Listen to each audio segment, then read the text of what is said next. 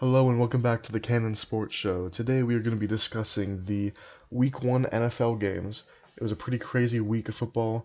Week 1 didn't disappoint. There's a lot of good upsets, a lot of, kind of surprising results. And in this podcast, we're going to be discussing a lot of different things. We'll discuss every single game this week. Just go a little bit over every single game. Nothing crazy, but just a little bit here and there. And then I'm going to go over my top 5 best teams, my top 5 worst teams, my defensive player of the week, and my offensive player of the week. And then also the leaders in every single stat category they have here on ESPN. But anyway, yeah, let's get into it. So, Chiefs versus Lions. The Chiefs, they underperformed this game.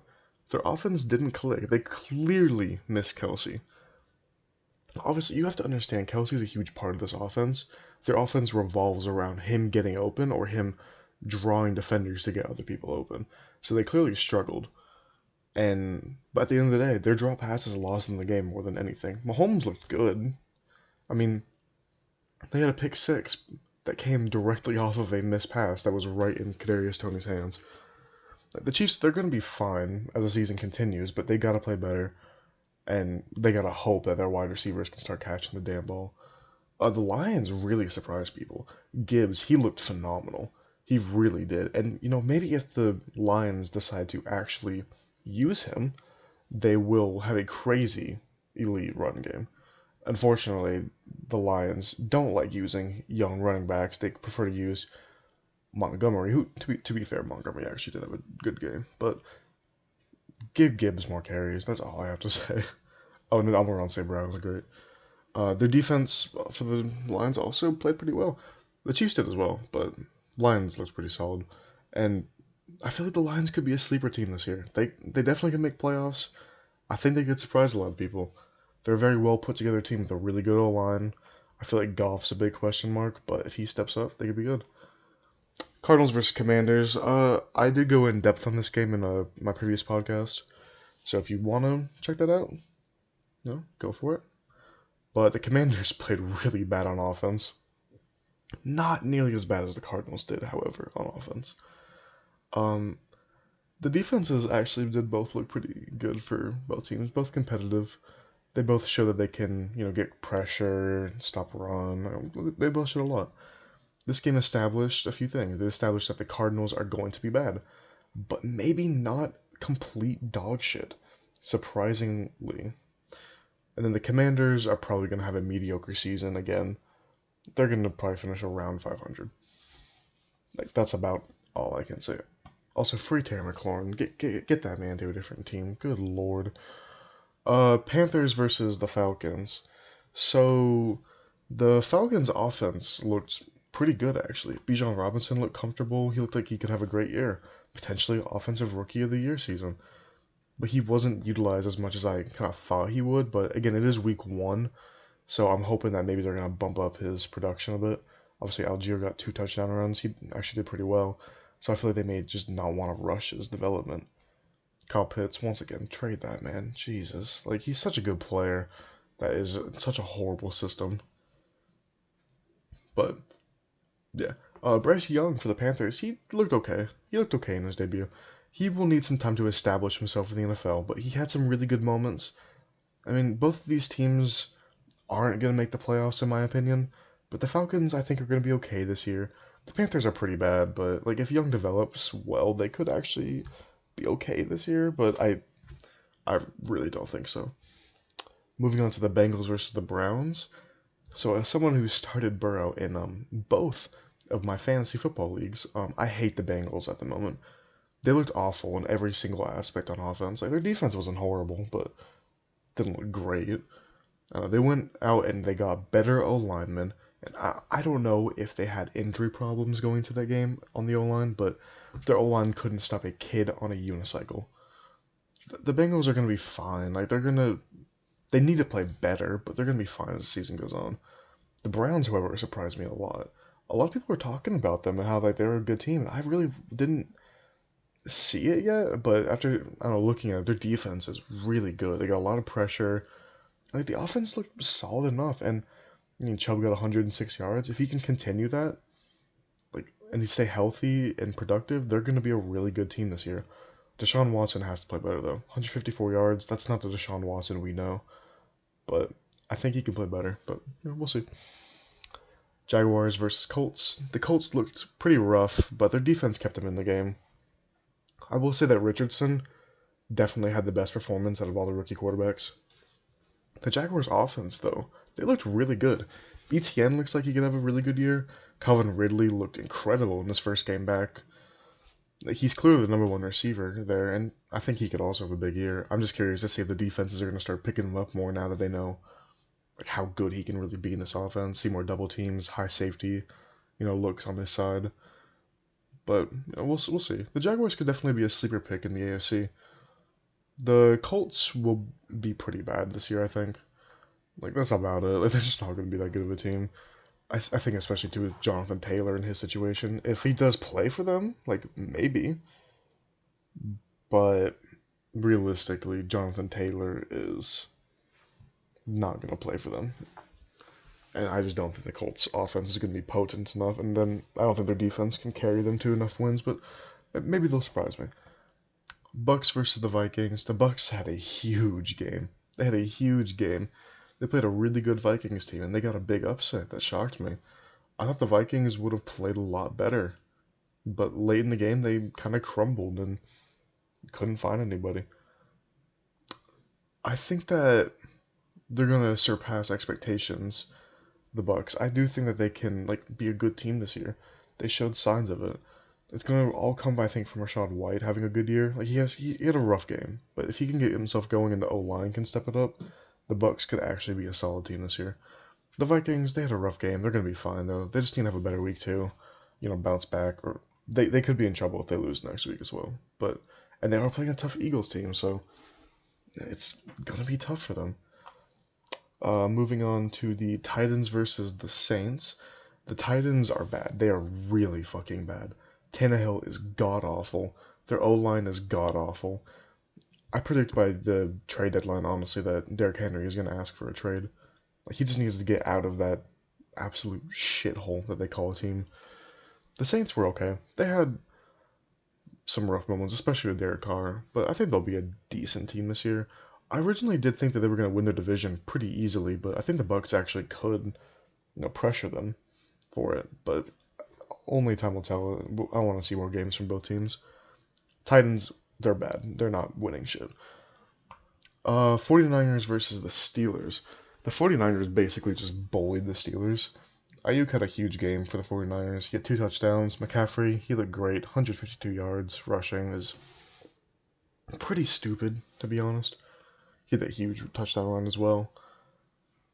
Pickett, he had a pretty bad game for the Steelers, but they had some bright spots on offense, at least on one drive in the second quarter. I think the Steelers are going to be solid this year, but unless Pickett plays better, I don't see them making playoffs, especially in a stacked AFC. And I think the 49ers, they showed that they're a team that can win the Super Bowl this year. Realistically, I think that they could have beaten the Eagles last year if Purdy didn't get hurt. But, only time will tell. Texans versus the Ravens. Both of these teams look pretty bad, if I'm being honest. Obviously, the Texans more than the Ravens, but the Ravens did not look good either. I think the Ravens will be better than they showed as time goes on, but they need to step up a lot of different things. The Texans looked bad. We all kind of expected that. And they could easily be the worst team in the league this year, which I wouldn't even be mad about that as a Cardinals fan. But I think that if the Ravens have success, it will come from the play of Lamar Jackson. He didn't look like himself. He wasn't running the ball, I feel like, nearly as much as he normally does, which is his strength at the end of the day. And maybe they're trying to limit his carries, but I just don't think he's a good enough pocket quarterback where you should just leave him there. He has to be a dual threat at all times. And then also, it's really sad that Dobbins got injured again. I was actually pretty sad that happened. The dude just cannot stay healthy. It really is a shame. Packers versus Bears. Jordan Love looked really good. He was really good. Aaron Jones looked really good. And he got injured, and he still had a huge game. Hopefully he's not injured, though. Hopefully it's I don't know much about it. I haven't heard much serious, but you never know. It could be a hamstring injury. But they played the Bears, so I don't want to say like, oh, the Packers looked really good, they're gonna win the Super Bowl this year. Like it's the Bears, so it's not like a true test how good they're gonna be. But all around, they looked really good on offense and defense. The Bears looked horrible. Fields is bad. Moore was bad. They are going to be a bottom five team in the league this year, in my personal opinion.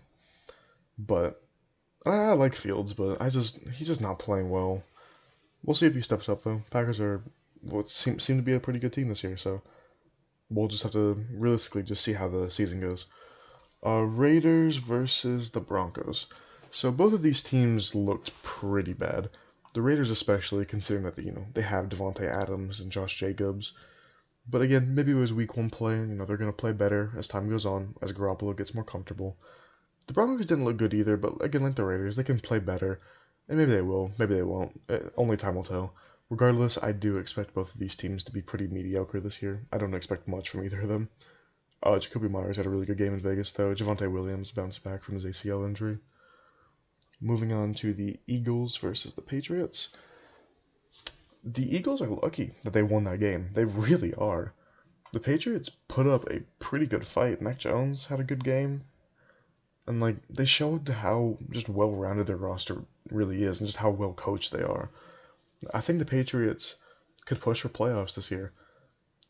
Through the wild card, obviously, I don't expect them to beat out the Bills, but they need more offensive production. They don't really. They have Kendrick Bourne, who's pretty solid. He had a good week, but they still lack a lot of just superstar power in that area. But hey, they took a Super Bowl team from last year, and they only lost by one possession. And realistically, they could have won the game, but just late they couldn't get it. I think the Eagles are going to play better this season as they go on, but they got lucky this week, and they need to play better this Thursday against the Vikings. That's going to be a big test for them. Dolphins versus the Chargers. Both teams actually did look pretty good. They showed potential, to make the playoffs, but Tua and Tyreek Hill, my God. They just look so good. If their offense can be that potent this entire season, the league is going to be in trouble. They say that defense wins championships, and while that is 100% true, a great offense always shits on a good defense. Every single time. The Chargers showed that they can be good as well, but they have to play better on defense and also have to be better down the stretch. But Eckler was great. I think he could easily lead that offense to the playoffs. 117 yards off 16 carries. That's pretty stupid. And they got Joshua Kelly, too, who's also a really solid player. But both of the defenses for those teams looked kind of mediocre, but again, it's week one. I'm not going to judge them too harshly yet, but that could be a problem for these teams. Rams versus Seahawks. The Rams actually surprised me a lot. I really didn't think they were going to be that good this year, but their offense clicked really well without Cooper Kupp. And they've clearly improved a lot since last year. I mean, they lost Jalen Ramsey, but their defense still looked pretty solid out there. And I feel like the Seahawks, they had some good moments, but I feel like Geno Smith is finally coming to reality that he isn't a top quarterback in the NFL.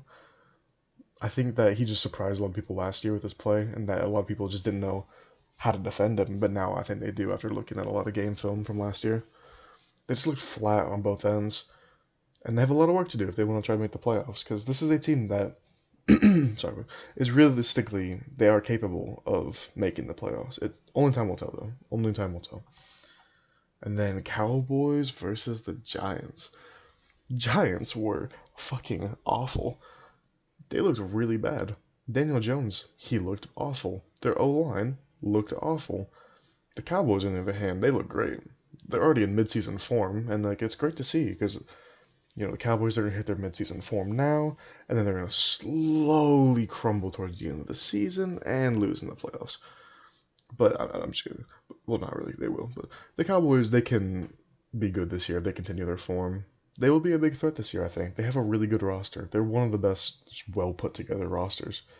Dak is obviously the question mark with the Cowboys, but realistically, I do think that the Cowboys could be a good team this year. Their defense is stupid with Micah Parsons. If the Giants don't get their shit together, though, they are going to be in trouble. Daniel Jones needs to play better. Saquon even needs to play better, but Cowboys were a tough week one opponent. I just don't think the Giants were as ready as the Cowboys were. So we'll see how they play in week two. Bills versus Jets. I'm just gonna start out by saying what a game. Like that was such a fun game to watch. The Jets won a heartbreaker where, Rodgers he went down with a season-ending Achilles injury, but Zach Wilson and Josh Allen's interceptions helped the Jets win a close overtime game that walked off with a punt return for a touchdown. That's just incredible. Like what a way to be the top team in the league. I don't know, as someone who, won in one of my fantasy leagues because of the way the Jets defense played, I love them so much. I'm so happy that I played them. The Bills, they're going to be fine. They looked fine, honestly. Allen just has to watch the picks. He really does. Like, Diggs looks so good. Um, I'm blanking on his first name. I'm thinking Dalvin Cook. It's not Dalvin Cook, though, because he's on the Jets. But James Cook, I think, is his name. If I'm saying that wrong, then I'm stupid. I'm sorry. James Cook, I think, is his name. Looked really good for the Bills. They need to run the ball with them more. But I think the Bills are going to make the playoffs easily. I do think they win their division. I think that the Dolphins could challenge them for it, but we'll see. The Jets, I think, have a good team still, capable of winning games. It's really all going to depend on the play of their offensive line. Their offensive line is going to determine each week whether they win or not. I feel like Zach Wilson has matured a lot, and he's going to play a lot better. But only time will tell. We'll see how they look. And again, we'll see how they do. They're maybe going to add different stuff in there that Zach Wilson can do because he's more mobile as a quarterback. So it's gonna be fun to see. Oh, and shout out Breece Hall, by the way. What a return! Just what a return! I can't wait to see him get the ball more. He's gonna be phenomenal this year. As someone that has been in fantasy too, I'm very happy. So that's all the games. Moving on to my top 5 teams in the NFL as of now. Number one, or should I start five? I'll start five. I'll work my way up. So starting at number 5, I have the Chiefs. The Chiefs were my number 1 going into the season. They had to drop to 5. They didn't win.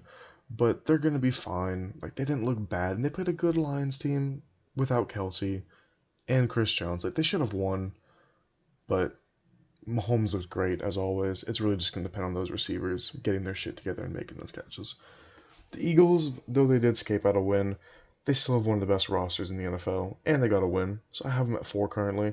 I didn't think they looked impressive, so I did drop them a bit, but I think they're going to be fun. Number 3, I have the Dolphins. The Dolphins' offense just looks so good. If they play like this, they're going to be a threat, and so they look like one of the best teams. And I think that deserves them to be number 3. Cowboys. Whenever you win 40-0, you have to be a top team in the NFL. And, the Giants aren't some bad team either. The Cowboys made them look bad. So that says a lot about how good that Cowboys team is. But number 1 for me is the San Francisco 49ers.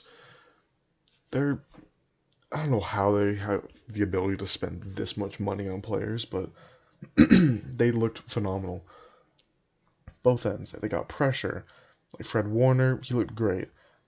Cornerbacks is probably their weakest position, if I'm being honest, but even that, it's not a weakness for them. Offense, they just looked amazing. They slowed down the second half, too, and they still scored 30 points. They're going to be really good this year. They looked like the best team, in my opinion, out there. The most well-rounded team. But 49ers versus Cowboys, potentially, in the NFC, that would be a pretty good matchup, I will say. Moving on to my top 5 worst teams. We'll do the same thing, start from the bottom. Number 5, we have the Carolina Panthers. Not CJ Stroud. Bryce Young, he looked okay. He's got to play better. The Panthers roster is just not great, though. But they didn't look horrible against the Falcons. The Titans looked really bad. They had so many opportunities to make stuff happen against the Saints, and Tannehill found a way to fuck it up every single time. And I truly just don't believe that the Titans have a good team this year. I really do think they're going to finish bottom 5. Cardinals, I have at 3. Realistically, I feel like the Cardinals have the worst roster in the NFL, and yet they didn't play like it against the Commanders. I get it's the Commanders, but their defense looked incredible. The Cardinals, I think, are going to be better than people think. They're still going to be a bad team, but they're going to be better. I have the Texans currently at number 2. They didn't look good. CJ Stroud, he looked like a rookie. That's the best way to put it. They played a good Ravens defense. So it's tough to say, but the Texans just don't have a good team. They're not going to be good this year. They have a lot of young talent, though. They're just realistically trying to build around that talent and just build them up this season. And then number 1, The Chicago Bears, yeah, like they have actually a decent team on paper. Okay, that's a lie. Okay, their team is better though than like the Texans and the Cardinals on paper, and they didn't play like it in the slightest bit. Like their defense got torn apart, their offense just looked stagnant. It just looked really bad, and they let a quarterback who has never started in an NFL game before just absolutely tear them apart. I To me, they're the worst team in the NFL as of now. That could change though. I'm not sure like schedule wise how they're gonna be, but anyway, moving on to the offensive player of the week. I don't think that there is a single person that would doubt that it is Tyreek Hill. 11 receptions, 215 yards, and 2 touchdowns. You can make a case right now that Tyreek Hill is the number one wide receiver in the NFL. Justin Jefferson did have a good game. Let me find it quickly. I think he had like 150 yards. Where I was doing. Yeah, he had 150 yards.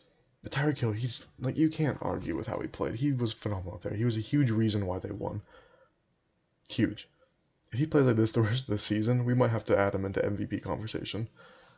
Defensive player of the week goes to Jordan Whitehead of the New York Jets. I was trying to decide between him and realistically probably TJ Watt. TJ Watt had a really good game too, but Jordan Whitehead had 3 interceptions on his own. So the 3 interceptions that Allen threw were all to Whitehead. And those single-handedly changed the game. He was a big reason why the Jets won. I I really just couldn't pick Watt over him. I don't think anyone had as much of an impact as Whitehead did this week on defense. Though you can argue for a lot of people, like Parsons had a good week, but despite the point. Yeah. So let's move on a bit. We're just gonna kind of go over the top 5 leaders in each step. So offensive leaders, Tua, obviously leading in yards. He had a really big week. Kirk up there. That actually surprises me. Stafford. This is like one of the weirdest top 5 passing leaders list I've probably seen in a while. Interesting, but it makes sense though. Like, I mean, they're a pass heavy offense, the Vikings, so it makes sense why he's up there. Stafford actually had a pretty good week. Fed a lot of guys really well. Mac Jones, same thing. Derek Carr being up there is actually a pretty big surprise, but moving on. Rushing yards, Christian McCaffrey, number 1. He was a beast that week. Breece Hall, not surprising to see him up there. He had 10 carries and he had 127 rushing yards. That's insane. He's going to be really good this year. I pray he stays healthy because he's going to be so much fun to watch. And Eckler being up there, no surprise. He's a beast. If he can play like this every single week, especially in the receiving game as well, oh, he's going to be so good. Chargers will benefit from that so much. Nick Chubb, no surprise to see him up there. Dude gets about 100 yards every single game. He's just a beast. And then the surprising one, Joshua Kelly, also for the Chargers, 5th in rushing yards with 91. That's actually like pretty insane to see 2 Chargers running backs up there. I really didn't expect to see them. Receiving wise, Tyreek Hill obviously was great. Justin Jefferson, we spoke on him. He was great. Ayuk, 2 touchdowns. Former ASU player. I love him to death. So proud of him. He did great.